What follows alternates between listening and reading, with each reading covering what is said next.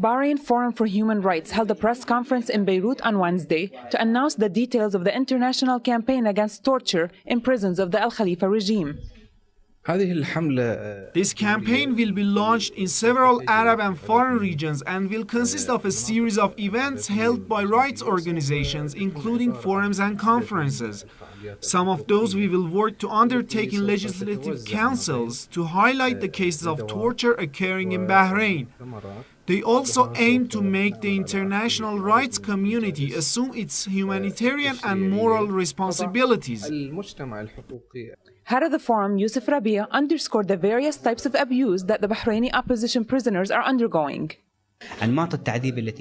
The pattern of torture that is used in Bahraini prisons varies from physical, psychological, and sexual abuse and torture. Some get tortured with whips, electric shocks, standing for long hours, depriving detainees of sleep, being in solitary confinements for many days, and forced absence. Human rights advocates condemned the crackdown on the Bahraini people and the media blackout on the repression. What the Bahraini people are subjected to, from torture, cursing, night raids, separation, oppression of freedom, and dismissal from jobs and universities, is not only considered war crimes, but crimes against humanity. The Arab and foreign media ignore this because they are controlled. For example, there are many Arab channels that have an editorial in line with governments opposed to the revolution in Bahrain. There is also Zionist control over the media. The forum confirms receiving a positive response from the United Nations, but regrets that the Bahraini regime is not complying.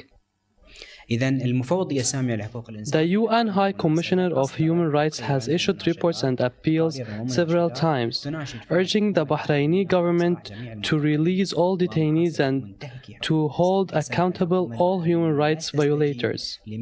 But unfortunately, the Bahraini government does not comply with these organizations. With all the international human rights resolutions passed, why isn't the Security Council doing anything to pressure the Al Khalifa regime to abide by its laws? It's known that the Security Council is controlled by the United States and the West that can paralyze it. The Council should take a step against the Bahraini government, especially that Manama hosts the U.S. Fifth Fleet in Bahrain.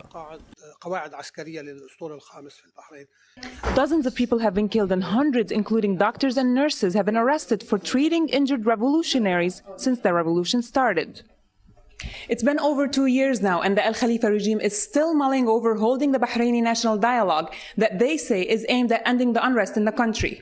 Here in Beirut, activists gathered to let the world know about the torture of Bahraini people.